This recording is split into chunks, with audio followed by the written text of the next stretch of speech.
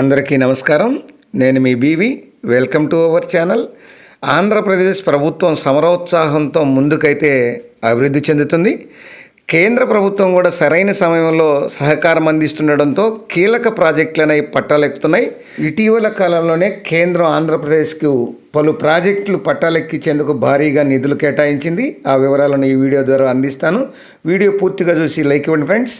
రాష్ట్ర ప్రభుత్వం విడిపోయి 10 ఏళ్లు పూర్తయింది. కానీ ఇప్పటికీ రాష్ట్రానికి రాజధాని లేదు. రాష్ట్రంలో చెప్పుకోదగ్గ కీలక ప్రాజెక్టులు ఏవి ఒకటి కూడా లేదు. అసలు రాజధాని లేకపోతే మిగతా రాష్ట్రాలు ఎలా ఉంటుందో అర్థం చేసుకోవచ్చు. ఒక్క విశాఖ నగరం అంతంత మాత్రం తప్పితే మిగతా ఎక్కడ కూడా సరైన మౌలిక వసతులు సదుపాయాలు లేనటువంటి పరిస్థితి ఆంధ్రప్రదేశ్కు దాపురించింది. అంతెందుకు, రాజధాని అమరావతిలోనే ఇటీవల కలెక్టర్లతో ముఖ్యమంత్రి సదస్సు నిర్వహించాలంటే సరైన కన్వెన్షన్ హాల్ కూడా లేకుండా పోయింది.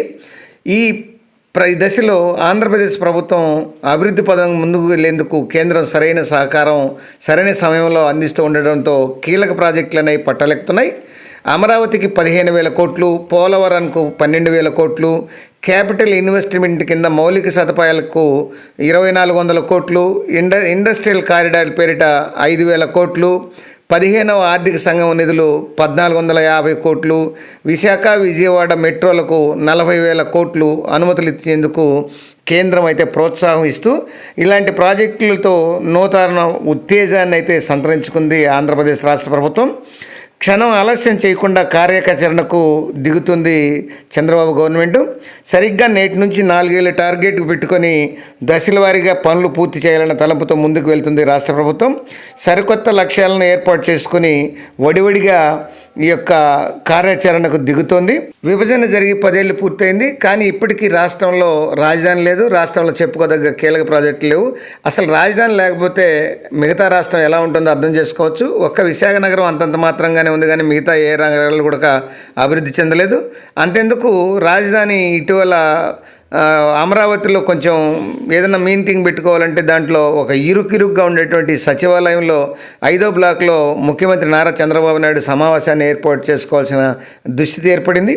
ఇలా ఎన్నో కష్టాలు దాటడానికి నానా తంటాలు పడుతున్నటువంటి రాష్ట్రానికి కేంద్రం తాజాగా ఇస్తున్నటువంటి సహకారం బాగా ఊరటనిస్తుందని చెప్పొచ్చు. అలా ఈ నేపథ్యంలో డబుల్ ఇంజిన్ సర్కార్ కావడంతో ఎన్డీఏ ప్రభుత్వానికి రాష్ట్ర ప్రభుత్వం ముఖ్యమంత్రి చంద్రబాబు నాయుడు అత్యంత కీలక భాగస్వామ్యం కావడంతో విభజన జరిగి 10 ఏళ్ల తర్వాత బుడిబుడి అడుగులైతే వేస్తుంది. కేంద్రంలో ఈ బీజేపీ గవర్నమెంట్ ఉండడంతో అక్కడ రాష్ట్రంలో చంద్రబాబు నాయుడు గవర్నమెంట్ సపోర్ట్ ఇవ్వడంతో డబుల్ ఇంజిన్ సర్కార్ కావడం వల్ల ఈ కేంద్రంలో ఎన్డీఏ ఈ ప్రభుత్వానికి రాష్ట్ర ముఖ్యమంత్రి అత్యంత కీలక భాగస్వామ్యం కావడంతో విభజన జరిగినటువంటి 10 ఏళ్ల తర్వాత కొంత ప్రోత్సాహం లభిస్తుంది. ఆ తర్వాత ప్రభుత్వం అంతకుముందు చంద్రబాబు నాయుడు గవర్నమెంట్లో ఉండడం, ఆయన ప్రభుత్వంలో కొంత అభివృద్ధి పనులు చేపట్టడం, తర్వాత ప్రభుత్వం మారడం, జగన్మోహన్ రెడ్డి ప్రభుత్వ ప్రాధాన్యతలు మారడంతో రాష్ట్రంలో పరిస్థితులు వేరొక షేప్ తీసుకున్నాయి. వైఎస్ఆర్ కాంగ్రెస్ పార్టీకి 22 మంది ఎంపీలు అప్పట్లో ఉన్నప్పటికీ కేంద్రంలో బీజేపీకి పూర్తి బలం ఉండడంతో 5 ఏళ్ళు కేంద్రం రాష్ట్రం వైపు పెద్దగా చూసినటువంటి దాఖలాలు లేవు. ఏదో తాత్కాలిక అవసరాలకు సహకారం తప్ప నవ్యాంధ్ర నిర్మాణానికి నిర్మాణాత్మక సహకారం అనేది దక్కలేదు. అయితే ఈ 10 ఏళ్ళు ఆందోళనను పూర్తిగా పూడుస్తూ తాజాగా ఇటు రాష్ట్రంలో అటు కేంద్రంలో ఎన్డీఏ ప్రభుత్వం రావడమే కాకుండా కేంద్రంలో తెలుగుదేశం పార్టీ ఎంపీలు కీలక భాగస్వాములు కావడంతో ఇప్పుడు కేంద్రం రాష్ట్ర అభివృద్ధిపై దృష్టి సాధించక తప్పని పరిస్థితి ఏర్పడింది.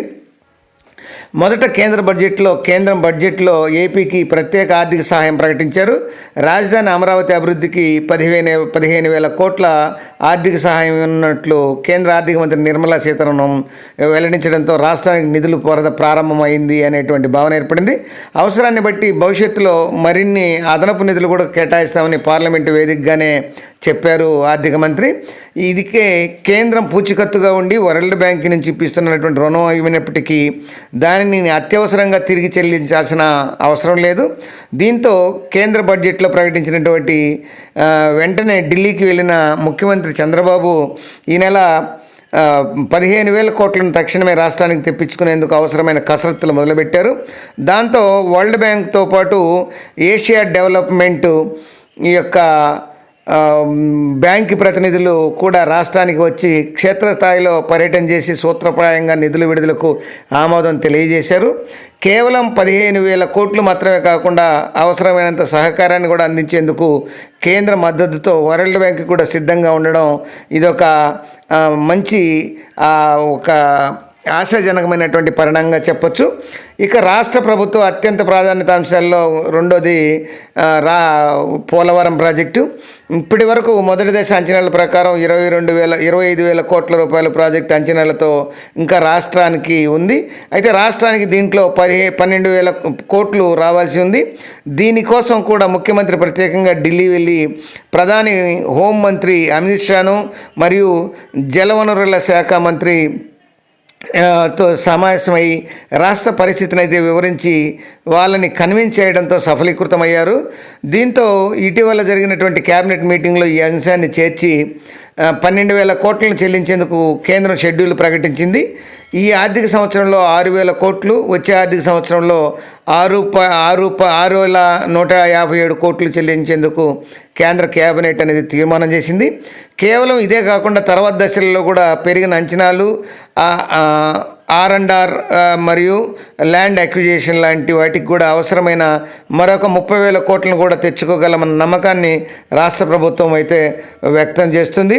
ఈ ప్రస్తుత పరిస్థితుల్లో కేంద్రంలో చంద్రబాబు అత్యంత కీలక నేత కాబట్టి, అందులోనూ పోలవరం జాతీయ ప్రాజెక్టు విభజనలో హామీల్లో ఇదొకటి కాబట్టి ఖచ్చితంగా 2029 లోపు ఆ నిధులను సాధించాలనేటువంటి ప్రగాఢ విశ్వాసంతో రాష్ట్ర ప్రభుత్వం ముందుకెళ్తుంది. ఆ మేరకు అవసరమైనటువంటి కార్యాచరణ కూడా రూపొందించి అమలు చేయడాన్ని సిద్ధం చేసింది. ప్రధానంగా అత్యావశ్యకంగా నిర్మించాల్సినటువంటి డయాఫ్రామ్ వాల్ను కూడా ఈ యొక్క 9,990 కోట్లతో నిర్మించేందుకు కేంద్రం అనుమతి ఇవ్వడం, మిగతా అవసరమైన మార్పులకు చేర్పులకు తోడ్పాటు ఇవ్వడంతో తప్ప 2 సీజన్లలో డయాఫ్రామ్ వాల్ నిర్మాణాన్ని పూర్తి చేయాలన్న లక్ష్యాన్ని ప్రభుత్వం పెట్టుకుంది.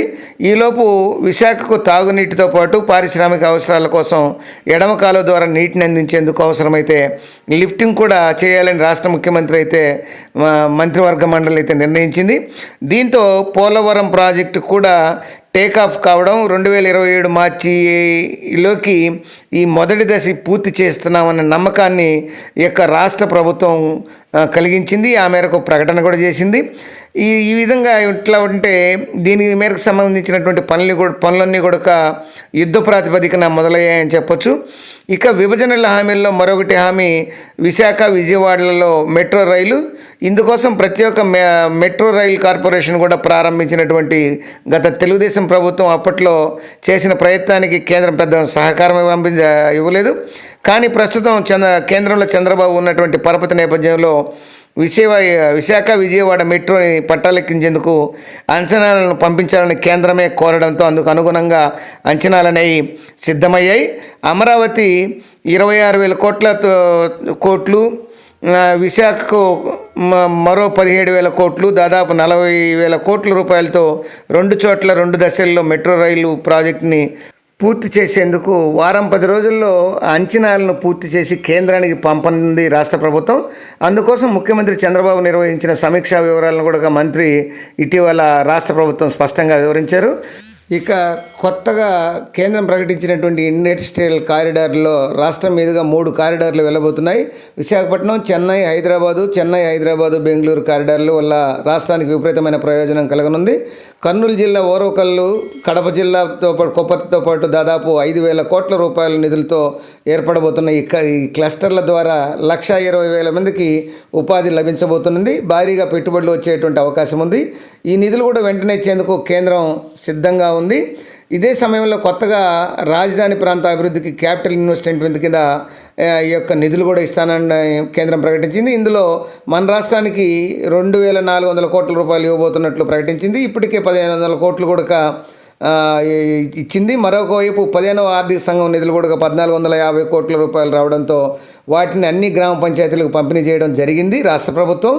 ఇదిలా ఉంటే ఎప్పటికప్పుడు వీటిపై సమీక్ష నిర్వహిస్తూ చంద్రబాబు నాయుడు రాష్ట్రాన్ని మరింత అభివృద్ధి పదంలోకి తీసుకెళ్లేందుకు చర్యలు చేపడుతున్నారు. అది ఫ్రెండ్స్, కేంద్రంలో బీజేపీ గవర్నమెంట్ మోదీ నాయకత్వంలో, రాష్ట్రంలో చంద్రబాబు నాయుడు నాయకత్వంలో కూటమి ప్రభుత్వం ఆంధ్రప్రదేశ్ రాష్ట్రాన్ని మరింత అభివృద్ధి దిశగా తీసుకెళ్తూ మంచి అడుగులు వేస్తున్నారు. మరొక ఆ వీడియోతో మళ్ళీ మీ ముందు ఉంటాను ఫ్రెండ్స్. జై హింద్.